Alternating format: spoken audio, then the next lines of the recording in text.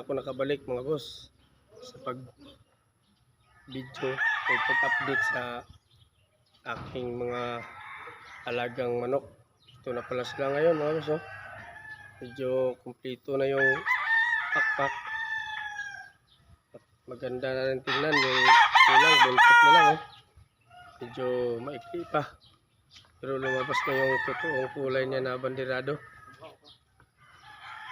Kaya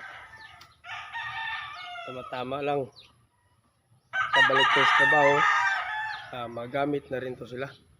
Sa ngayon yan muna, oh. Yan, pogi na tingnan. Sana sabayan tayo ni Lidilak kumbaga. Tapos dito yung isa. Kunting update lang to mga boss sa alaga nating manok na kunting-kunti lang na alaga na manok. Kaya kita ko lang sa inyo. Basta hilig og manok, mali pa yung permi.